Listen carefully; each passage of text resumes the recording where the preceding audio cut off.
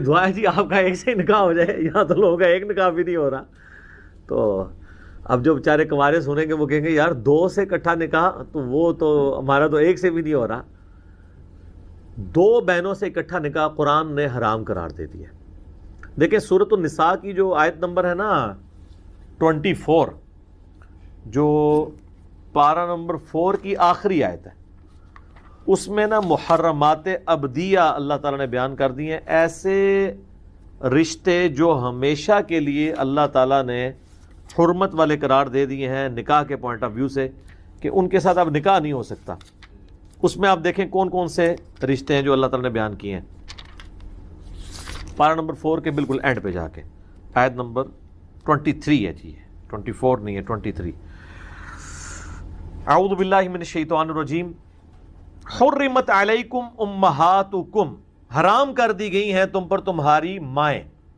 ماں سے کسی کی شادی نہیں ہو سکتی، نکاح نہیں ہو سکتا. وبناتکم، اور تمہاری بیٹیاں. واخواتکم، اور تمہاری بہنیں. وعماتکم، اور تمہاری پھوپھیاں، یعنی آپ کی جو والد کی سگی بہن ہے. وخالاتکم، اور تمہاری خالائیں، والدہ کی بہن. وبنات الاخی، اور بیٹیاں بھائی کی، بھتیجیاں. وبنات الاختی، اور بیٹیاں بہن کی یعنی بھانجیاں.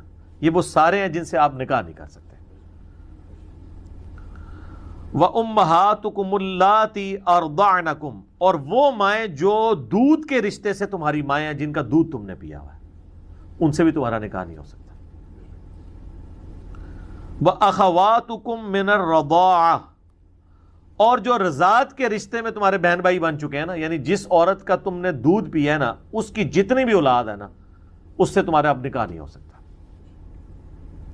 وَأُمَّهَاتُ نِسَائِكُمْ، اور تمہاری بیویوں کی جو مائیں ہیں نا، ساس، وہ بھی آپ کے اوپر ہمیشہ کے لیے حرام ہے. چاہے آپ کی بیوی مر بھی جائے، آپ اپنی ساس کے ساتھ شادی نہیں کر سکتے. اس میں پھر اختلاف ہے کہ کہیں پہ نکاح ہوا تھا، رخصتی سے پہلے طلاق ہو گئی، تو اب کیا ایسی عورت کی ماں کے ساتھ شادی ہو سکتی ہے؟ تو صحابہ کی اکثریت کہتی ہے کہ نہیں. جس عورت سے ایک دفعہ بھی آپ کا نکاح ہو گیا، چاہے آپ نے اس سے ازدواجی تعلق قائم کیا یا نہیں کیا، رخصتی ہوئی یا نہیں ہوئی، اب اس کی ماں آپ کے اوپر ہمیشہ کے لیے حرام ہے. کیونکہ قرآن میں یہ الفاظ جو تھے نا، اس سے بعض لوگوں نے اجتہاد کیا. وہ آگے الفاظ آ رہے ہیں، وَرَبَائِبُكُمُ اللَّاتِي فِي حُجُورِكُم مِّن نِّسَائِكُم، اور ایسی عورتیں ہیں جن سے تم شادی کر چکے ہو، ان کی جو بچیاں ہیں جو پہلے خامن سے تھی، وہ بھی تمہارے لیے حرام ہے، وہ تمہاری بیٹیوں کی مانند ہے. اللَّاتِي دَخَلْتُم بِهِنَّ، بشرطے کہ تم نے ان کے ساتھ ازدواجی تعلق قائم کر لیا ہو. تو یہ جو ہے نا کہ ایسی عورت جس سے آپ انٹر کورس کر لیں، اب بس اس کے بعد اس کی جو اولاد ہے نا، چاہے وہ آپ کی شادی سے پہلے کسی اور خامن سے تھی، یا آپ نے اس کو چھوڑ دیا اور وہ کہیں اور شادی کرتی ہے اور اس سے کوئی اولاد ہوتی ہے، وہ ہمیشہ کے لیے آپ پہ حرام ہوگی. تو یہ دخل تم بہن کا تعلق اس کے ساتھ ہے. لیکن بعض لوگ کہتے ہیں اگر ہم اسے پیچھے لے جائیں نا، ساس کے کیس میں، کہ ایسی عورتیں جن سے تم انٹر کورس کر چکے ہو، ان کی مائیں تم پر حرام ہے، لیکن یہ اس کے ساتھ بیٹھتا نہیں ہے، وہ بالکل الگ چیز ہے. تو صحابہ کرام بہرحال اس کو، چونکہ صحابہ دین میں حجت ہیں قرآن سمجھنے کے اعتبار سے، وہ اس کو حلال نہیں سمجھتے تھے، چاہے ازدواجی تعلق قائم کیا یا نہیں کیا. وہ کہتے تھے جو ایک دفعہ جس پہ آپ کی بیوی کے طور پہ نام بولا گیا، چاہے رخصتی ہوئی ہے یا نہیں ہوئی، نکاح ہو گیا، اب اس کی ماں کے ساتھ آپ شادی نہیں کر سکتے. وہ ساس ہمیشہ کے لیے حرام ہے. فَإِن لَّمْ تَكُونُوا دَخَلْتُمْ بِهِنَّ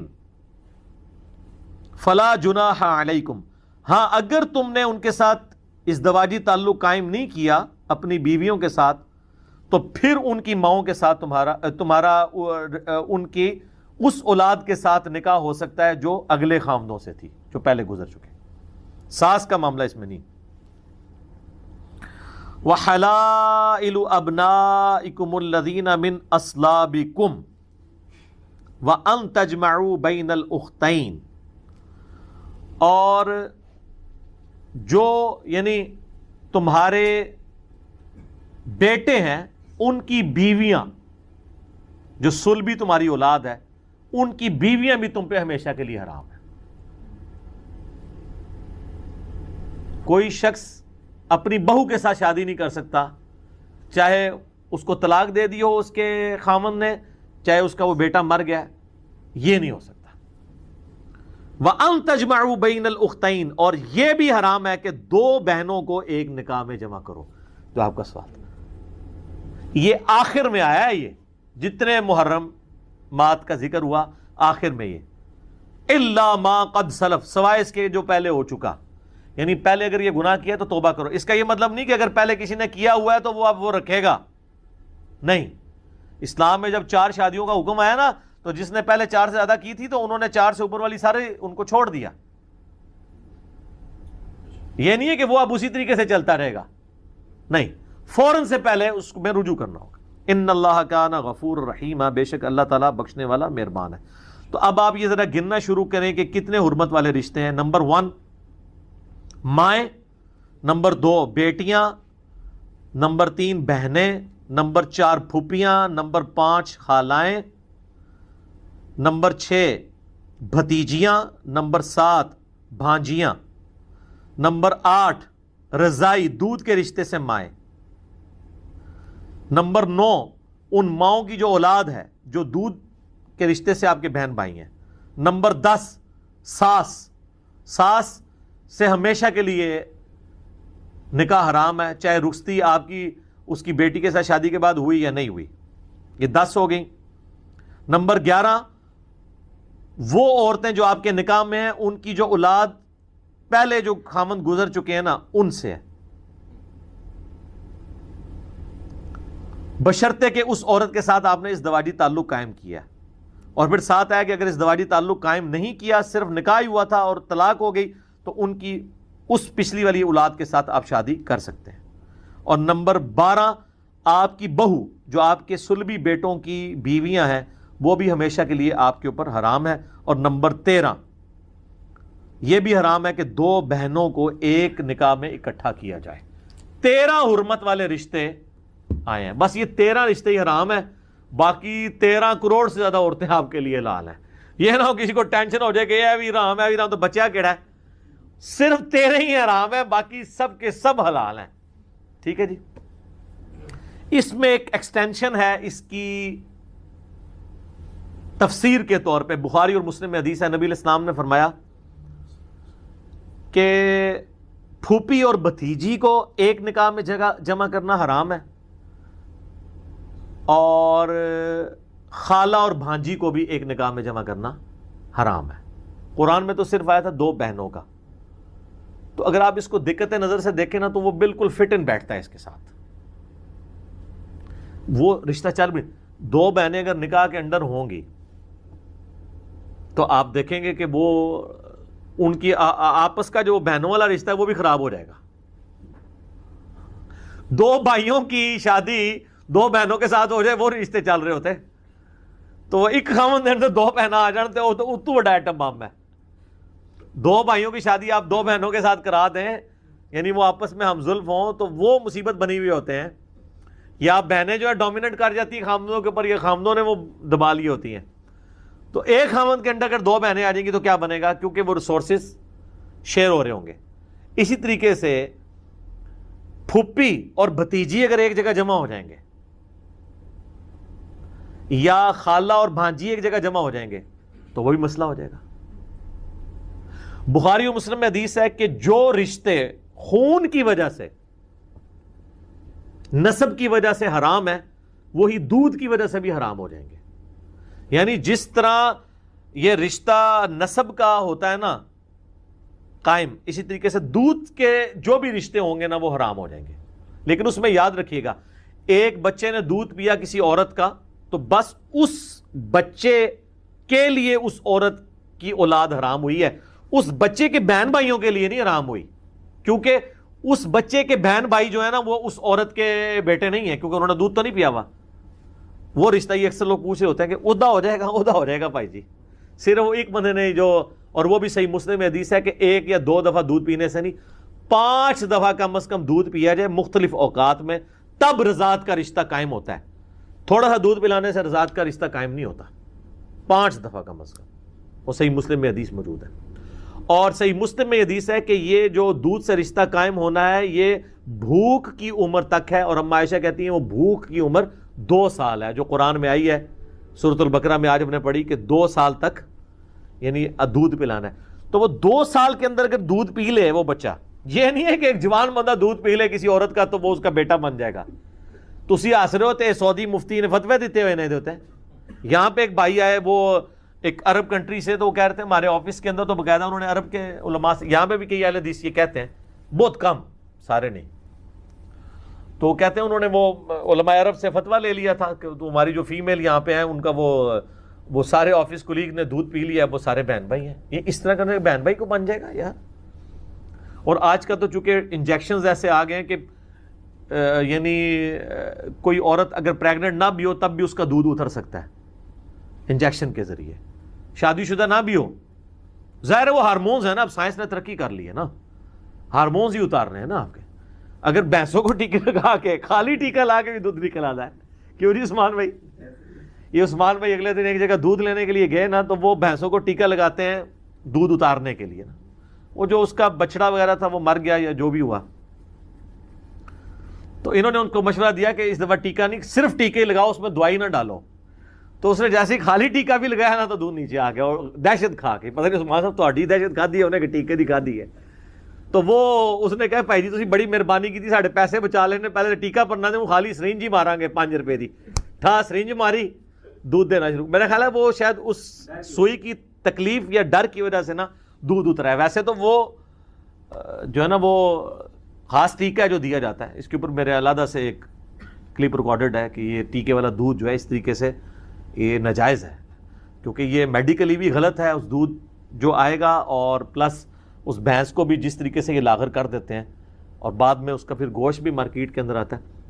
تو یہ اس مسئلے کو سمجھیں. یہ جو میں کہہ رہا ہوں نا بھتیجی اور پھپھی اور بھانجی اور خالہ کو جمع کرنا حرام ہے، یہ بخاری مسلم میں ہے. قرآن میں صرف آیا تھا 2 بہنیں. تو اس کو سمجھنے کے لیے نا علماء نے ایک سمپل سا فارمولہ بنایا ہے کہ ہر وہ 2 عورتیں ایک مرد کے انڈر جمع نہیں ہو سکتی کہ جن عورتوں میں سے ایک کو مرد اگر تصور کر لیا جائے تو دوسری عورت کے ساتھ اس کی شادی نہ ہو سکتی ہو. مثلا 2 بہنیں ہیں، بہنوں میں سے ایک بہن کو اگر مرد تصور کر لیا جائے دوسری کو عورت ہی، تو کیا یہ ان 2 عورتوں کی آپس میں شادی ہو سکتی ہے؟ نہیں. اچھا، پھپھی اور بھتیجی میں سے اگر ایک کو یہ سمجھ لیا جائے کہ بھتیجی مرد ہے تو کوئی لڑکا بھتیجا اپنی پھوپھی سے شادی کر سکتا ہے، کوئی لڑکا اپنی خالہ سے کر سکتا ہے. وہ تو حرمت قرآن میں آ گئی. تو جس طرح یہ فارمولہ بنتا ہے نا، اس تحت وہ عورتیں جن میں سے ایک کو مرد تصور کر لیا جائے وہ 2 عورتیں بھی کسی ایک اور مرد کے اندر ایک وقت میں جمع نہیں ہو سکتی. ہاں آلٹرنیٹیولی ہو سکتی ہیں، جس طرح نبی علیہ السلام کی 2 بیٹیاں یکے بعد دیگرے سیدہ ام کلثوم اور سیدہ رقیہ حضرت عثمان کے عقد میں رہی ہیں. ہے بہنیں تھی، بیک وقت نہیں تھی. بیک وقت یہ والا جو رشتہ ہے یہ بیک وقت منع ہے. اگر ایک نے طلاق لے لی یا ایک فوت ہو گئی دوسری نے شادی کر لی وہ بالکل ٹھیک ہے. اور اس میں ایک اشارتاً گفتگو کر لیتا ہوں چونکہ یہ بڑی میرے خیال انفارمیٹیو گفتگو ریکارڈ ہوگی ہے. اس میں کوئی اس سے کوئی ریلیٹڈ آپ کے دماغ میں کوئی ہے بات تو میں وہ بھی بتا دیتا ہوں. میں نے تو کوئی بات نہیں چھوڑی. ایک ایشو ہے جو مصارحت کے رشتے کے حوالے سے پوچھی جاتی ہے. اب یہ کوڈ ورڈ میں بات کر رہا ہوں، یہ فقہ حنفی میں یہ ایک مسئلہ ہے، میں کوشش کروں گا اسے کنٹرول الفاظ میں استعمال کروں. ان کے ہاں یہ مسئلہ پایا جاتا ہے اور اس کو بڑا فخریہ وہ بیان کرتے ہیں اور شادی شدہ لوگوں کو بتا رہے ہوتے ہیں اور شادی شدہ لوگ بیچارے پریشان ہو جاتے ہیں. وہ کہتے ہیں کہ جی اگر اب یہ چونکہ ایک معاشرے کا بہت بڑا ایشو ہے، ہم سے لوگ پوچھتے بھی ہیں، بعض اوقات واقعی اس طرح کے واقعات رپورٹ بھی ہو جاتے ہیں، ہمیں چونکہ اکیڈمی میں فون آتے بھی رہتے ہیں. اگر کسی شخص نے فقہ حنفی کا مسئلہ میں بتا رہا ہوں آپ کو، قرآن و سنت کا یہ مسئلہ نہیں ہے. امام بخاری نے باقاعدہ صحیح بخاری میں باب باندھ کرنا مساریت کے رشتے کو کنڈیم کیا ہے کہ اس طریقے سے کوئی کسی کی بیوی فارغ نہیں ہوتی.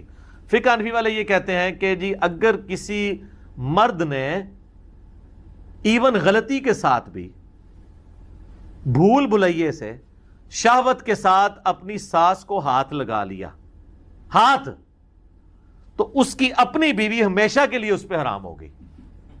جی یہ پیٹ مسئلہ ہے اور بڑے فخریہ بتاتے ہیں اس اعتبار سے کہ یہ پتہ جے یقین کرو تہاڈی پبلک نو اگر اینج پتہ لگنا شروع ہو جائے نا تو تانوں طلاقاں دے کے ٹر جانو.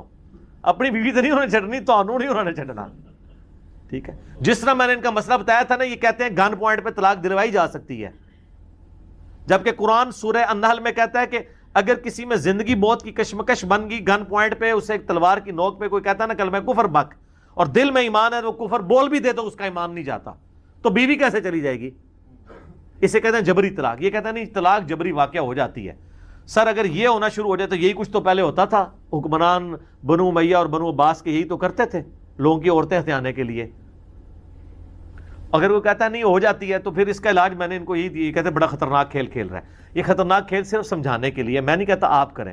حکومت کی کسٹڈی میں ان تمام علماء کو ان کی بیویوں کو طلاق دلوانی چاہیے. گن پوائنٹ پہ نہیں، حکومت تو ویسے ہی ببکی مارے گی. ایک کمرے میں جمع کر کے ان کی ویڈیو بنائیں، یوٹیوب پہ چڑھائیں. بڑے بڑے علماء جو یہ کہتے ہیں میں اس فتوے پہ قائم ہوں، اس کے بعد ان کو باہر نکالیں، میں دیکھتا ہوں کون اپنی بیوی چھوڑتا ہے. سب کے سب کہیں گے نہیں نہیں یار یہ تو فتوی ہی غلط تھا، ہم اس سے رجوع کرتے ہیں. جب تک اپنے اوپر نہ پڑے تو بندے کو یہ فتوے نہیں سمجھ آتے. ہاں، لوگوں کو بتانے کے لیے، لوگوں کو پریشان کرنے کے لیے فتوے لوگوں کو بتاتے پھرتے ہیں. ایسے کوئی طلاق واقع نہیں ہوتی. کئی مرد ہیں ان کو پریشرائز کر کے لوگ بیویوں کو طلاق دلوا دیتے ہیں. اس طرح نہیں طلاق ہوتی ہے جب تک اس کی دل میں نیت نہیں ہے طلاق دینے کی. تو وہ مساریت کا میں بتا رہا تھا، یہ اس طرح کہتے ہیں جی وہ ہاتھ لگایا تو فارغ. اس سے بڑی بات وہ کہتے ہیں کہ جی رات کے وقت کوئی مرد اٹھا اور غلطی سے اس کا ہاتھ اس کو نہیں پتا تھا بیوی کی بجائے اپنی بیٹی پہ پڑ گیا تو اس کی بیوی ہمیشہ کے لیے اس پہ حرام ہوگی. اس کا اگلا بھی خطرناک ورژن سنو. اگر کسی سسر نے اپنی بہو کو چھو لیا شہوت کے ساتھ تو وہ بہو اس کے بیٹے پہ ہمیشہ کے لیے حرام ہوگی. وہ بیٹا بیچارہ باہر مزدوری کرنے گیا، انہوں پتہ ہی نہیں ہے. یہ صرف چھونے کی بات ہو رہی ہے سر، چھونے کی. اسی طریقے سے کسی داماد نے اپنی ساس کو شہوت کے ساتھ چھو لیا، صرف چھو لیا، تو اس کی اپنی بیوی اس کے اوپر حرام ہوگی. اس طرح نکاح فاسد نہیں ہوتے، نہ طلاق ہوتی ہے. لیکن یہ سارے کے سارے اعمال جو ہیں یہ انتہائی کبیح اور عذاب کا مستحق ہیں اگر کوئی یہ کرتا ہے. یہ زنا کے مترادف ہیں. جو بخاری مسلم میں حدیث ہے کہ ہاتھ بھی زنا کرتے ہیں، زبان بھی زنا کرتی ہے، آنکھیں بھی زنا کرتی ہیں، پاؤں بھی زنا کرتے ہیں، شرمگاہ اس کی تصدیق کرتی ہے. یہ اس طریقے سے کام کرنا، یہ میں اس کام کو سپورٹ نہیں کر رہا، یہ ذہن میں رکھیے گا، لیکن اس کام کی وہ جو سزا بتا رہے ہیں نا، وہ میں کہہ رہا ہوں یہ اس لیول کا جرم نہیں کہ اس کے ساتھ یہ کیا جائے. ٹھیک ہے نا؟ تو تعزیراً آپ جو کچھ کرنا چاہتے ہیں. ویسے تو جب کوئی اس طرح کے واقعات تو اس طرح کو پبلکلی تو نہیں بتاتا نا. اور بعض اوقات کوئی عورتیں بھی ایسی ہوتی ہیں کہ وہ ان کی نہیں اپنے سسر کے ساتھ یا ساس کے ساتھ بن رہی ہوتی، وہ جھوٹا بلیم لگا کے بھی علیحدہ مکان لینے کے لیے بھی اس طرح کی حرکتیں کر دیتی ہیں. اور بعض اوقات جینون کیس بھی ہوتا ہے. لیکن یہ مساریت کا چونکہ لوگ پوچھتے تھے تو مجھے بڑی دفعہ میرے اسٹوڈنٹ نے کہا یہ سوال اتنا آتا ہے تو اس کو کہیں بریف کریں. تو اب چونکہ یہ ایک محرمات ابدیہ ڈسکس ہو رہے تھے، اس کے کانٹیکسٹ میں نے اسے ڈسکس کیا. میں اس پہ کوئی بےہودہ قسم کا وہ تھامنیل بنا کے اسے اپلوڈ نہیں کرواؤں گا. کنٹرول الفاظ کے اندر ہی یعنی جو ہے نا اس کو کریں گے، میسیج بھی پہنچ جائے تاکہ آندہ کے لیے اگر کسی نے اس کو ایز اے ریفرنس لینا ہے تو اس میں کوئی دلیل کیا ہے. دلیل سب سے بڑی یہ ہے کہ ہمارے سلف میں سے امام بخاری نے صحیح بخاری میں یہ تمام باتیں لکھ کے اس کا رد کیا ہے.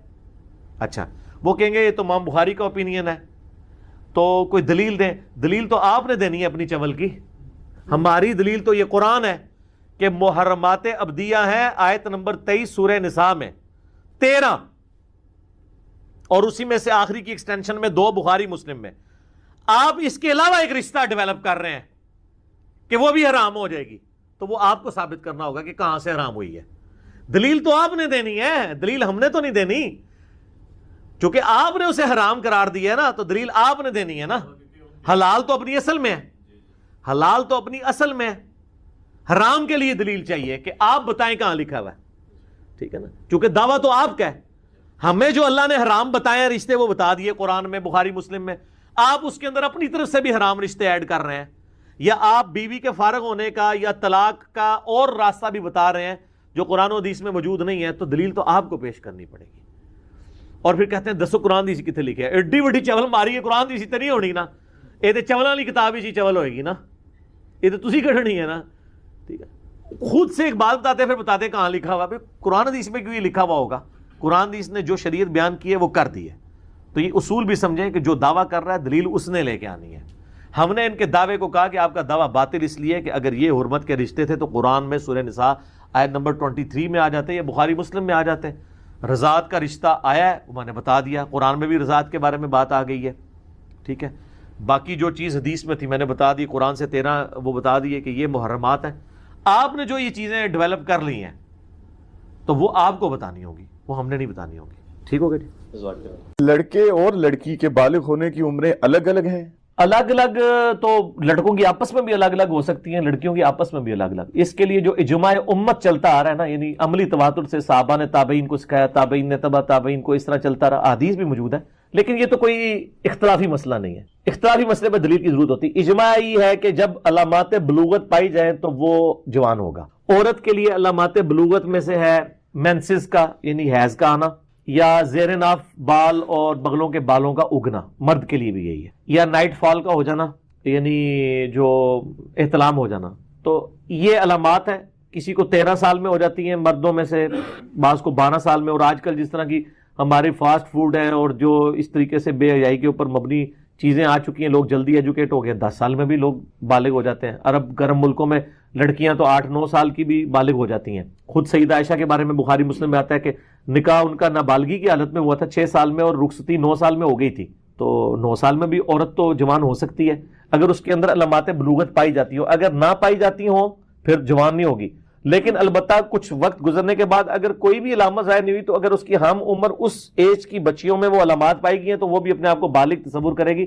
اور ظاہر بلوغت کی عمر کی اس لیے ضرورت ہے کہ اس کے بعد آپ پہ نماز, روزہ, یہ چیزیں فرض ہو جائیں گی. اس سے پہلے صرف ترغیب کی حد تک ہے. ابو داؤد میں حدیث ہے نا کہ جس کا بچہ 7 سال کا ہو جائے اس کو نماز کا کہے, 10 سال کا ہو تو مار کے پڑھائے تاکہ عادت بنے. فرض تو اس پہ 12.5-13 سال یا 14 سال کی عمر میں ہوگا. بخاری شریف میں حدیث ہے, حضرت عبداللہ بن عمر کہتے ہیں کہ میں غزوہ بدر کے موقع پہ جب مجھے جہاد کے لیے پیش کیا گیا تو مجھے نبی علیہ السلام نے جہاد میں جانے سے روک دیا کیونکہ بچوں کو اجازت نہیں تھی.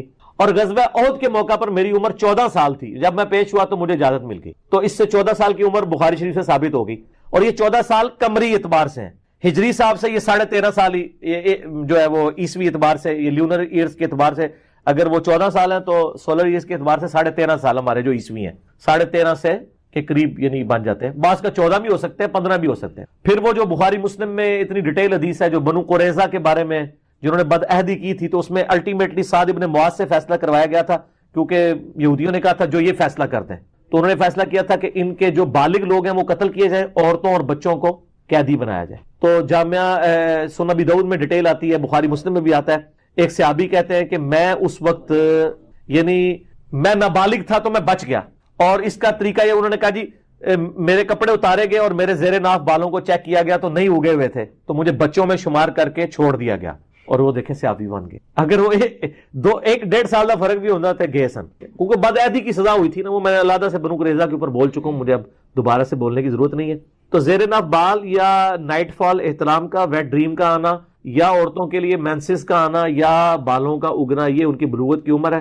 جیسے ہی بالغ ہوں گی تو شرعی احکام ان کے اوپر لاگو ہو جائے. ٹھیک ہو گیا, عمر کا ڈیسیژن انہوں نے خود ہی کر لینا ہے اپنے اعتبار سے. ٹھیک ہو گیا. اگر میں ادھر ایک چیز کلیئر کر دوں, تھوڑی یہ امپورٹنٹ ہے, میں ان ماؤں کو کہوں گا کہ جن کی بچیاں یعنی 10 سال کراس کر رہی ہیں وہ اپنی بچیوں کو پہلے ایجوکیٹ کریں. میں شاید کوئی ایسی باتیں کروں جو بھی مذہبی لوگوں کو بری بھی لگے. دیکھیں اسلام یہ جو کہتے ہیں نا جی سیکس کی ایجوکیشن نہیں ہونی چاہیے, سر اسلام میں تو سیکس کی ایجوکیشن ہے. میں یہ نہیں کہتا کہ آپ 2 یا 3 سال کے بچے کو سیکس سکھانا شروع کر دیں, لیکن ذرا ان سے پوچھیں کہ صحابہ کرام کی 15 سال کی عمر میں شادیاں ہوئی. ہمارے 14-15 سال کے بچے کیا سیکس کے معاملے میں ایجوکیٹڈ ہوتے ہیں؟ ہم لوگ تو نہیں تھے. میں آپ کو قسم اٹھا کے کہتا ہوں کہ میں انجینئرنگ یونیورسٹی میں پہنچ گیا تھا اور مجھے یہ سارے معاملات نہیں پتا تھے. صرف اتنا پتا تھا کہ یعنی کہ یہ بالغ ہو گیا بندہ اور نماز پڑھنی ہے. مرد و عورت کا کیا ریلیشن شپ ہے, یہ مطلب سیکس کے پوائنٹ آف ویو سے, یہ کچھ بھی مجھے نہیں پتا تھا. جبکہ آج کل تو لوگوں کو پتا چل جاتا ہے. اس وقت یوٹیوب نہیں تھی نا, ایجوکیشن نہیں تھی. تو یہ ماں باپ کی ذمہ داری ہے کہ بچوں کو, یعنی بچیوں کو تو 10 سال کی ہو جائیں تو فوراً ایجوکیٹ کریں. ہوتا کیا ہے, یہ بچیاں اسکولوں میں پڑھتی ہیں اور پھر آپ کو پتا ہے اچانک ہی اسکول میں پیریڈز آ جاتے ہیں تو بچی تو پریشان ہو جاتی ہے نا, وہ پورے کپڑے بھر جاتے ہیں خون سے. ٹھیک ہے, تو 10 سال کے بعد بچوں کے بیگ کے اندر آپ یعنی وہ 7 رومال یا اس طریقے سے, اب تو خیر لیٹسٹ معاملات ہو گئے, پیڈز آ گئے. ایجوکیٹ کریں بچوں کو اور بچیوں کو 10 سال کی, کوئی بچیاں تو میچور ہو جاتی ہیں, اور ان کے پیڈز, ان کے 1 یا 2 پیڈ رکھ کے بچیوں کے بھیجیں, یعنی اسکول میں جب جائیں, اور ان کو پہلے ایجوکیٹ کر دیں کہ اگر ایسا معاملہ ہو تو پریشان نہیں ہونا. بعض سمجھدار مسیں تو ایجوکیٹ کر دیتی ہیں, لیکن ماں باپ جو ہے وہ بیچاری بچیوں کے اوپر کیا گزرتی ہے. آپ ذرا اپنی یعنی جو شادی شدہ ہیں اپنی بیویوں سے پوچھیں کہ جب ان کے ساتھ پہلی دفعہ ہوتا تو کتنا تماشا لگا تھا, اور پھر وہ اپنی سہیلیوں کا بھی سنائیں گی فلانی کے ساتھ یہ ہوا یہ ہوا یہ ہوا, اور ایسا تماشا کھڑا ہو جاتا ہے. اس کی بجائے یار آپ ایجوکیٹ کیوں نہیں کرتے لوگوں کو. اور لڑکے بھی اسی طریقے سے, لڑکے اگر 12 سال کے ہو گئے ہیں تو ان کو سیکس کے معاملے میں اس حوالے سے ضرور ایجوکیٹ کرتے ہیں. میں یہ نہیں کہہ رہا کہ آپ ان کو وہ والی ایجوکیشن دیں جو مدرسوں میں چھوٹے چھوٹے بچوں کو دے دی جاتی ہے پریکٹیکلی, میں آپ کوڈ ورڈز میں بات کرتا ہوں. آپ وہ والی ایجوکیشن دیں, کم از کم ان کو پتا ہو کہ یہ یعنی نائٹ فال کوئی چیز ہے, غسل فرض ہوتا ہے, یہ والی ایجوکیشن تو ماں باپ کا کام ہے. اور پھر زیر ناف بال صاف کرنے یا بغلوں کے بال کے بارے میں بچوں کو تو نہیں پتا ہوتا, اور پھر بیچارے جن کو بالکل ایجوکیشن نہیں ہے وہ پھر ایسے بلیڈ بھی استعمال کرتے ہیں, زخمی کر بیٹھتے ہیں اپنے آپ کو. ٹھیک ہے, بچیوں کو تو عموماً تھوڑا بہت مائیں سمجھا دیتی ہیں کریم کا یوز, یا جو جوان بچے ہیں ان کو تو نہیں کوئی بتاتا کہ اس طرح کے خاص ریزر ملتے ہیں اور آپ نے اس طرح کرنے ہیں. وہ بیچارے پھر جو ہے نا وہ اس طرح کی پرابلمز میں رہتے ہیں. ہر ایک کی اپنی اپنی سٹوری ہے بلوغت کی. تو سر جو آپ لوگ, اب آپ کی اولاد ہے تو جو کچھ آپ کے ساتھ تماشے ہوئے ہیں نا, اب آپ اپنی اولاد کے ساتھ تو وہ ریپیٹ نہ کریں, آپ بچوں کو ایجوکیٹ کریں, فوراً ایجوکیٹ کر دیں. تو میری ماشاءاللہ بڑی بچی آلموسٹ 12 سال 13 سال کی, تو میری وائف نے اس کو اس حوالے سے ایجوکیٹ, کیونکہ وہ مطلب وہ آ کے ظاہر مجھ سے تو نہیں ڈسکس کرتی, تو اس نے اپنی ماما سے ڈسکس کیا کہ آج اس طرح ایک بچی کے ساتھ ہو گیا, آج اس کے ساتھ ہو گیا. تو وہ بچی پھر پورے دن روتی رہتی ہیں, ان کو تو پتہ ہی نہیں کہ یہ معاملات ہو گئے ہیں. تو وہ پھر اس نے اس کو ایجوکیٹ سارا کچھ سلسلہ. پھر مسوں نے بھی کہا جی آپ مطلب انڈر ویئر یوز کرے. تو اس طرح بچوں کو ایجوکیٹ کرتا ہے. سیکس کی تعلیم اس ایج کے بعد تو دینی ہے نا آپ نے, آپ نہیں دیں گے تو وہ یوٹیوب سے سیکھیں گے اور پھر وہ بہت کچھ سیکھ جائیں گے. ٹھیک ہے, تو آپ پہلے ٹرنز دا ٹیبل اوور کریں, ان کو ایجوکیٹ کریں اور اس کو ایز اے نیچرل پروسیس بتائیں کہ ایسا ہی ہوا کرتا ہے. اور عرب کے لوگ سر ایجوکیٹ تھے, وہ بکریاں پالتے تھے, بکریوں کے بچے پیدا ہوتے تھے, ان کے چھوٹے چھوٹے بچوں کو پتا چل جاتا تھا کہ یہ کیا بچے کس طرح پیدا ہوتے ہیں. یہ ساری چیزیں ان کو بچپن میں ایجوکیٹ ہوتے تھے. اور تبھی تو یار 13 14 سال کے جو شادی شدہ ہوتے تھے یار, وہ 18 20 سال کی عمر میں 3 4 بچے ان کے ہوئے ہوتے تھے.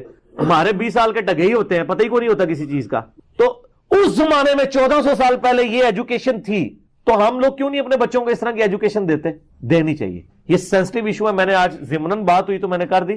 میں نے ایک پلان بنایا ہوا ہے, آپ لوگوں سے شیئر کر دیتا ہوں, اب اللہ کرے وہ کبھی دن آئے. میں نے ایک پلان کیا تھا کہ میں صرف 10 سال سے جو 15 سال کے بچے ہیں نا, ان بچوں کے لیے ایک نشست ریکارڈ کراؤں, تاکہ جو ہمارے بچے اب جوان ہو رہے ہیں نا, ان کے ماں باپ اگر ان کو بتاتے ہوئے خود شرما رہے ہیں نا, تو وہ ویڈیو دکھا دیں کہ بیٹا یہ دیکھ لو, جس میں وضو, غسل, تیمم, استنجا, یہ ساری چیزیں جو نوجوانی کی ایج میں جو ظاہر ہے آپ کو ہارمونز کی چینج کے بعد کئی ایشوز کا سامنا کرنا پڑتا ہے, اس کے لیے وہ کتابیں پڑھتے ہیں. کتابوں میں بھی عجیب کسے کہانیاں مل رہی ہوتی ہیں. تو اس کی بجائے نا یہ والی ایجوکیشن ضرور دے دی جائے, تاکہ وہ بچے بےچارے ادھر ادھر چیزوں کے بارے میں ذلیل نہ ہوں. اس لحاظ سے ویسے ہماری جو تبلیغی جماعت ہے یا دعوت اسلامی, جو تبلیغی تنظیمیں بنی ہیں نا, ان کی بڑی پازیٹیونیس ہے کہ اب ہمارے ساتھ بھی یہ ہوا ہے. یعنی میں اپنے بالغ ہونے سے پہلے دعوت اسلامی کے ساتھ اٹیچ ہو چکا ہوا تھا, تو یعنی مجھے اپنی بالغ ہونے کی عمر بھی یاد ہے, 26 مئی 1992. تو میں ایجوکیٹ ہو گیا تھا کہ میں دعوت اسلامی میں تھا, ہم نماز پڑھتے, اس سے پہلے بھی نماز پڑھتے تھے, وضو, غسل, یہ ساری چیزیں سیکھ لی تھی. تو ان تنظیموں کا کم از کم یہ چیز تو ایجوکیٹ وہ کر دیتے ہیں نا لوگوں کو. اس طرح کی ایک ویڈیو بنائی جائے جس میں ہم یہ ساری چیزیں کوڈ ورڈز میں اتنے طریقے سے کہ بس وہ ایک مہذب انداز میں پہنچ جائے. باقی تو انہوں نے سیکھ ہی جانا, لیکن جب سر وہ خود سیکھیں گے نا سر, پھر آپ کے لیے مسئلہ کھڑا ہو جائے گا. پھر تو وہ سمجھیں گے شاید ہم نے کوئی نئی دنیا دریافت کر لی ہے. ٹھیک ہے, اس کی بجائے آپ اس کو نارمل چیز کے طور پہ پریزنٹ کریں گے تو کوئی پرابلم نہیں ہوگا. تو یہ کرنا ضروری ہے. یہ اس لیے میں اسکولز کہہ لیں یا کالجز میں سیکس کی جو ایجوکیشن ہے اتنے کنٹرول دائرے میں اس کا بڑا سختی سے حامی ہوں, اس سے پہلے کہ بیڑا غرق ہو جائے. لیکن میں وہ والی نہیں کہہ رہا ایجوکیشن, یہ سمجھیے گا. ظاہر جب ایک داڑھی پگڑی والا نماز پڑھنے والا بندہ جو پوری دنیا میں ایک لیڈنگ سپیکرز میں سے ہے دعوت و تبلیغ کے حوالے سے, وہ یہ بات کر رہا ہے تو ان ساری چیزوں کے ساتھ اس کو کوئی کٹ پیسٹ نہ کرے. یعنی میں ایک معاملات اس طریقے سے سامنے رکھ رہا ہوں. ٹھیک ہوگا جی. یہ سوال ہے, 3 سوال ہیں. نبی صلی اللہ علیہ وسلم ذات فرماتے نبی صلی اللہ علیہ وسلم کے دور میں ختنے کیسے؟ دوسرا, عورتیں ختنے کروا سکتی. تیسرا, جو کنورٹ ہوتے ہیں جو اسلام, اب وہ ایک کسی بھی ایج میں ہو سکتے ہیں اور زیادہ تر بالغی ہیں, تو کیا ان کے بھی ختنے کروانے چاہیے؟ ہاں جی, صحیح بخاری میں آتا ہے کہ ابراہیم علیہ السلام نے 87 سال کی عمر میں اپنا ختنہ خود کیا تھا, اور تیشے کے ساتھ, یعنی لکڑی کاٹنے والا جو ہوتا ہے نا اس کا, یعنی وہ بلیڈ. نبی علیہ السلام کے بارے میں بخاری میں آتا ہے نا کہ آپ کے ایک صحابی تھے, وہ ان کو قید کر دیا گیا تھا, تو انہوں نے اس طرح مانگا تھا اپنے غیر ضروری بال صاف کرنے کی. تو یہ اس طرح استعمال ہوتا تھا اس وقت, ختنوں کے لیے بھی, بال ریموو کرنے کے لیے بھی. آج بھی آپ مطلب بال ریموو کرنے کے لیے کریم بھی استعمال کر سکتے ہیں, اور اس کے علاوہ آپ بلیڈ بھی استعمال کر سکتے ہیں, ریزر بھی, کوئی بھی چیز استعمال کر لیں. مسئلہ تو بال ریموو کرنا ہے. صحیح مسلم میں ہے کہ 10 چیزیں فطرت میں, ان میں سے ختنہ کرانا بھی ہے, داڑھی بڑھانا, بغلوں اور ناف کے بال ختم کرنا, یہ سارے موجود. تو یعنی مسلمانوں کی تو نشانی, بلکہ تمام آسمانی مذاہب میں ختنے ہیں. کرسچن بھی کرواتے ہیں اور مسلمان بھی کرواتے ہیں. اور کوئی غیر مسلم مسلمان ہوا ہے تو اب یہ نہیں ہے کہ مسلمان ہونے کے لیے ختنے ضروری ہیں. یہ لوگوں میں ویسے, وہ ہمارے تو پنجاب میں کہتے ہیں مسلمان ہی بیٹھا ہے. مسلمان ہونے کے لیے ختنے ہونا ضروری نہیں ہے, مسلمان ہونے کے لیے مسلمان ہونا ضروری. تو ختنے تو ایک سنت ہے, وہ ہونی چاہیے. یعنی وہ میڈیکلی بھی ایک بہتر چیز ہے, فطرت میں داخل ہے. جس حدیث میں ختنوں کا حکم ہے اسی حدیث میں داڑھی رکھنے کا بھی حکم ہے. 10 چیزیں فطرت میں سے ہیں, داڑھی بڑھانا, مونچھیں پس کرنا, ناخن کاٹنا اور ختنے کروانا. ختنوں میں سارا زور ہے, داڑھی تو ماں نہیں رکھنے دینی, کہندی ہے میں دودھ نہیں بخشاں گی. اے پھکی دیکھی ہے نا, آئی پھکی آئی جاندی ہے, جو کہتا ہے نا ختنوں کے بغیر, اس کو پھر داڑھی کے بغیر بھی مسلمان نہیں ہوتا. اسی حدیث میں ہے, صحیح مسلم حدیث ہے, 10 چیزیں فطرت میں سے ہیں. اور سورہ نساء کی آیت نمبر 119 ہے, وَلَآمُرَنَّهُمْ فَلَا يُغَيِّرُنَّ خَلْقَ اللَّهِ. شیطان نے کہا تھا میں انسانیت کو ابھاروں گا, اے اللہ تیری بنائی ہوئی تخلیق کو بگاڑیں گے. اس کے تحت اللہ نے مرد کو داڑھی دی ہے, اس کو ریموو کرنا تو یہ تخلیق بگاڑنا ہے. تو کم از کم اتنی داڑھی ہو جسے عرف عام میں داڑھی کہا جائے, جیسے شاید افریدی صاحب کی, اتنی بھی اگر داڑھی ہو تو ٹھیک, اور بڑی رکھیں بہتر ہے. تو ختنے یعنی سنت ہے. کوئی جوانی میں بڑا ہوا ہے تو ختنے کروا لے, اگر نہیں بھی کرواتا تو مسلمان ہی رہے گا, لیکن میڈیکلی اس کو کروا لینے چاہیے. وہ کر دیتے ہیں. اور یار بواسیر کے بھی تو لوگوں کے آپریشن ہوتے ہیں نا, نہیں ہوتے, تو ختنہ بھی کروا لے. بڑی عمر کے بندے ہی کروا رہے ہوتے ہیں نا, اس میں کوئی والا مسئلہ تو نہیں. وہ ڈاکٹر کے سامنے تو وہ ساری چیزیں ایکسپوز ہو جاتی ہیں, کوئی اتنا ایشو نہیں ہے. باقی عورتوں کے ختنے کے حوالے سے جو اہل حدیث میں سے بعض لوگوں نے یہ ایک مسئلہ کھڑا ہوا ہے, خصوصاً انڈیا میں ایک مولانا جو ہے وہ عموماً اس قسم کے سیکس سے ریلیٹڈ کافی سارے کلپس چڑھاتے ہیں. انہوں نے عورتوں کے ختنے کے اوپر بھی ایک کلپ چڑھایا ہوا ہے, تو وہ روایتی جعلی ہے جی. ابو داؤد کی وہ روایت بہت کمزور ہے عورتوں کے ختنے. عورتوں کے ختنے اسلام میں کوئی نہیں ہے, وہ روایتی جب کمزور ہے, امام ابو داؤد نے بھی اس پہ کمنٹس. تو عورتوں کے ختنے کروائیں گے تو پھر بہت سارے اور مسائل بھی کھڑے ہو جائیں. وہ یعنی عورت جو ہے وہ کنواری ہے یا شادی شدہ ہے, اس کے فرق کے پوائنٹ آف ویو سے بھی بڑے ایشوز. اس لیے عورتوں کے عرب میں اگرچہ کرواتے ہیں لوگ, یعنی ایک ٹریڈیشنل ہے, تو وہ ایک ٹریڈیشن کے طور پہ وہ ان کا چل رہا ہے, باقی اس کا کوئی دین کے ساتھ کوئی تعلق نہیں. وہ جو ابو داؤد سے حدیث پیش کرتے ہیں وہ کمزور, اس لیے مسلمانوں میں عموماً یہ کانسیپٹ کوئی نہیں. عرب میں چاند ایک اپنا ان کا ایک ذاتی شغف ہے. ایون امریکہ کے اندر, یورپ میں جب بچے پیدا ہوتے ہیں وہ پیدا ہوتے ہی ختنے کرتے ہیں. اور آپ کو پتا ہے زخم کے لیے, یعنی یہ یوریا جو ہے نا, یہ بڑی افیکٹو چیز ہے زخم کو خراب ہونے سے بچانے کے لیے. اس لیے بچے جب وہ پیشاب کرتے ہیں نا, تو وہ پیشاب کی وجہ سے زخم جلدی ٹھیک ہو جاتا ہے. لوگ تو سمجھتے ہیں پیشاب لگنے سے خراب ہوگا زخم, وہ جلدی ٹھیک ہوتا ہے. اللہ نے نیچرل ایک پروسیس رکھ دیا. ابھی بھی جب وہ آپ یہ وہ دیکھیں نا, مین ورسز وائلڈ دیکھتے ہیں ڈسکوری پہ, تو اس کو وہ ایک دفعہ کیٹ فش پکڑتے ہیں نا, اس کے ہاتھ پہ وہ کاٹ لیتی ہے. اب جنگلوں میں دوائی بھی نہیں ہے, تو وہ پھر اپنے پیشاب اس کے اوپر لگاتا ہے. یہ اینٹی یعنی بیکٹیریل ہے, اس کو اینٹی سیپٹک ہے, خراب کرنے کی بچاتی ہے. سرسوں کا تیل ہے. اور یہ تو یہ پرانے لوگوں کو یہ باتیں پتہ ہیں, یعنی بڑی بوڑھیوں کو پوچھے نا, تو وہ بچے جب پیشاب کرتے تھے ان کا پیشاب ان کے زخم پہ مل دیتے تھے. کیوں جی اسلام صاحب جی ہے نا, تو یہ پوری سائنٹیفک چیز ہے, اور یعنی آج تو سائنس تصدیق کر رہی ہے نا اس کی. تو وہ اس لیکن سر جنرل پرسیپشن جو ہے, آپ نے کہا ختنے کروانا سنت ہے, واجب یا فرض نہیں, تو جنرل پرسیپشن اس حوالے سے کہہ رہا ہوں, کس طرح آپ کو پتا ہے یہ جب افغان وار کے اندر یہ جو انہوں نے بندے پکڑے تھے مرے ہوئے بھی, یا جن کو پکڑا اور ان کو اس چیز پہ ڈکلیئر کیا گیا کہ یہ مسلمان ہیں یا نہیں, ختنے نہیں ہوئے ہوئے, تو وہ یہ تو کلیم اور جنرل پرسیپشن جو لوگوں میں بھی دے رہے ہیں وہ تو یہی ہے. ظاہر مسلمان اس کو بہت اسٹرکٹلی فالو کر رہے ہیں نا, یقیناً. میں نے اسی لیے کہا نا کہ کرنے چاہیے, لیکن اس کو کفر اسلام نہیں بنا لینا چاہیے کہ اگر کسی نے ختنے نہیں کرائے ہوئے تو اب کلمہ پڑھتے ہی ساتھ ہی ختنے کرانا ضروری ہے. یہاں پہ کئی بچے ایسے کمزور ہوتے ہیں کہ وہ ڈاکٹر کہتے ہیں 12 سال کی عمر تک آپ ویٹ کریں, کرتے ہیں نا, کیونکہ فوراً کروا لیتے ہیں. یعنی اس کو جتنا ہوا بنا لیا نا اتنا ہوا داڑھی کو بنایا ہوا انہوں نے مسلمان ہونے کے لیے. تو داڑھی کا کیا کہہ دیں گے؟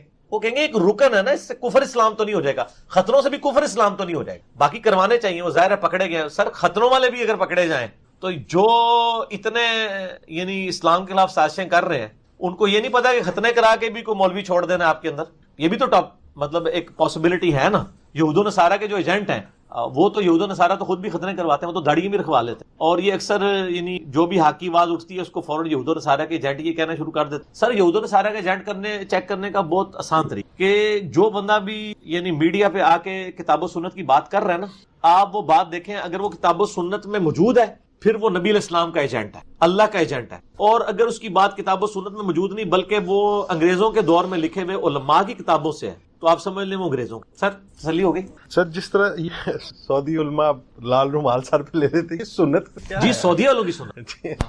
بخاری مسلم میں حدیث ہے کہ نبی علیہ السلام پگڑی باندھا کرتے تھے اور اس پگڑی پہ مسا کرتے تھے, وضو کے دوران بھی پگڑی نہیں اتارتے. میرا پگڑی کے اوپر آپ یوٹیوب پہ کلپ ہے دعوت اسلامی کو تبدیلی مبارک, لاکھوں لوگوں نے دیکھا, اس میں نے پگڑی کے اوپر ساری حدیث پگڑی سن. صحیح مسلم میں حدیث ہے نبی علیہ السلام نے کالا امامہ باندھا ہوا تھا جب فتح مکہ کے موقع پہ داخل ہوئے. اور مستدل حاکم میں آتا ہے عبد الرحمن بن عوف کو آپ نے وائٹ کلر کی پگڑی باندھ کے ایک چپے کے برابر شملہ چھوڑا اور کہا اس طرح پگڑی باندھا کرو. 2 شملے بھی چھوڑ سکتے ہیں, ایک بھی چھوڑ سکتے, لیکن شملہ ضرور ہونا چاہیے, چاہے آگے چھوڑیں پیچھے چھوڑیں. یعنی یہ ایک فرق ہے. تو لال رومال تو ثابت کوئی نہیں ہے, یہ تو عرب کی ٹریڈیشن ہے اور اب تو یہ خیر کافی بدنام بھی ہو چکا. تو میرے خیال ہے اس کو چینج کریں, وائٹ کر لیں یا کچھ اور کر لیں. البتہ مسند احمد میں حدیث ہے کہ نبی علیہ السلام نے ایک دفعہ لال چادر اپنے سر کے اوپر, اس طرح مسلم شریف میں ابو داؤد میں ملتا ہے آپ نے سرخ دھاڑی دار کرتا بھی پہنا, بخاری میں آتا ہے آپ نے کالا بھی پہنا ہے جو میں نے اور آپ نے بھی پہنا ہوا ہے آج, تیالسی کلر کا. وہ کہتے ہیں جی کالا نہیں لکھا تیالسی لکھا ہے, کسروانی تیالسی. کسروانی تیالسی کالا ہی ہوا کرتا تھا. جس طرح آج اگر کوئی کہ سندھی اجرک تو کسی کے ذہن میں یہ نہیں آئے گا کہ یلو کلر کی ہوتی ہے اور ریڈ ہی ہوتی ہے. اس طرح کسروانی پرشین امپائر کا جو تیالسی کرتا ہے وہ بلیک کلر کا ہوا کرتا ہے. بخاری میں بلیک کرتا بھی پہنا آپ نے. کالی کملی تو آپ نے مسلم شریف میں سنی ہے جو پنجتن پاک والی حدیث ہے, حدیث قصہ سیدہ فاطمہ مولا علی مولا حسن حسین علیہ السلام کو آپ نے چادر کے لیا, اس میں بھی کالی چادر ہے. تو یہ ساری چیزیں یعنی ریڈ چادر بھی ایک آدھ روایت مسند احمد میں رومال شمال والا نہیں ہے, لیکن ہم اس کو جائز سمجھتے ہیں جو مرضی لے. لیکن یہ رومال اتنا بدنام ہوا ہے کہ اب یہ رومال پہن کے اگر کوئی کتاب و سنت کی بات کرتا ہے نا اس کو پذیرائی کوئی. ہم جب یہ بات کر رہے ہیں نا اس پگڑی کے ساتھ تو پذیرائی اس لیے ملے گی کہ یہ سنت ہے. تبلیغ جماعت والے بھی وائٹ یا بلیک پگڑی باندھ رہے ہیں, دعوت اسلامی والے بھی اب باندھ رہے ہیں, اہل حدیث میں بھی زبیل زئی صاحب اور ان کے پرانے بزرگ بھی وائٹ اور بلیک پگڑیاں باندھا کرتے ہیں. تو یہ کوئی نشانی نہیں رہی کسی ایک فرقے کی. لیکن ونس جیسے ہی آپ مونچھیں صاف کر دیتے ہیں بالکل تو آپ ایک فرقے میں انٹر ہو جاتے ہیں. اسی طریقے سے آپ جب ایک خاص کلر کا رومال اپنے اوپر لے لیتے ہیں, ادھر ہلکی سی اس کو نوک بھی بنا لیتے ہیں اور تھوڑی تھوڑی دیر میں ایسے ایسے کرتے ہیں, اس کو ایسے ایسے کرتے ہیں, تو آپ ایک فرقے کے ریپرزینٹیٹیو ہیں. ٹھیک ہو گیا نا؟ تو بندہ ایسے ہونا چاہیے. ہمارے جب ویڈیوز لوگ دیکھتے ہیں وہ کہتے ہیں یار دسو ہے کہڑے فرقے کا ہے. اچھا وہ پہلے تو شکل سے پہچانتے ہیں, جب باتیں سنتے ہیں بالکل پھر تو بالکل ہی نہیں امبیگوس ہو جاتا ہے معاملہ. کہنے لگتا ہے پتہ نہیں کیڑا یار یہ کون ہے. اے سر مسلم ہے, نام ہے وابی, نام ہے بابی, میں ہوں مسلم, علمی کتاب. آگے چلے جی. پاکستان کے اندر آن یور فٹ سٹیپس لفظ یوز کر رہا ہوں, کدھر بنے ہوئے چھوٹی, جیسے ابھی آپ نے افریدی صاحب کی داڑھی کا ذکر, داڑھی رکھنے پہ تنقید اور ملامت کرتے ہیں, جبکہ سعودیہ کے اندر میرے خیال سے ہر دوسرے بندے کی بھی اور ان کے کئی علماء کی بڑی داڑھی ہے. تو یہ دین یہاں پہ ٹھیک فالو کر رہے ہیں داڑھی کے والے سے یا وہاں پہ ٹھیک فالو؟ مسئلہ یہ ہے کہ مصر کے اندر تو داڑھی منڈا امام بھی, داڑھی امامت کی شرط میں صحیح مسلم میں 4 شرائط. نمبر 1 قرآن کا علم زیادہ ہو, قرآن کی تجوید بھی علم بھی, سنت کا علم ہو, اس کے بعد جس نے ہجرت پہلی کی ہو یعنی سینئر ہو, اس کے بعد عمر ہے. یہاں تو جس کی عمر کے داڑھی لمبی زیادہ ہے چاہے اس کو کچھ بھی نہ آتا ہو اس کو مسلح پہ چڑھا دیتے. یہ 4 شرائط ہیں, داڑھی اس میں کوئی شامل نہیں. داڑھی سے بڑا جرم جو ہے وہ جھوٹ بولنا ہے. آج تک کسی نے کہا جو جھوٹا مولوی ہو اس کو امامت پہ نہ فائز کریں, جو گالیاں نکالتا ہو سگریٹ پیتا ہو اس کو امامت پہ فائز نہ. داڑھی ایک بدقسمتی سے ایک جس کو آپ کہتے ہیں نا کہ ہم زیادہ تر ظاہر کے اوپر چل رہے ہو, تو یہ بن گیا ہے. باقی سعودی والوں کے خلاف اس لیے نہیں لمبی داڑھیوں والے بولتے ہیں کہ سعودی عرب سے وہ چندہ لے رہے ہیں. کیسے بولیں, وہاں تو امام کعبہ ذرا سی تقریر کر دیں تو اس کو پکڑ کے جیل میں ڈال دیتے ہیں. تو یہ بڑے سیانے ہیں, یہ دو میں جانی مٹھے باؤ, ٹھیک ہے نا. تو یہ انہوں نے کیا ہوا ہے, اس لیے جو ہے نا وہ اس طریقے سے چل رہے ہوتے ہیں. باقی اصل دین نہ سعودیہ میں ہے نہ پاکستان میں, اصل دین وہ ہے جو کتاب و سنت کے. سعودیہ میں بھی کئی کام خلاف سنت ہو رہے ہیں اور پاکستان میں. ہمیں یہ دیکھنا ہے کتاب و سنت میں. میرا خیال اب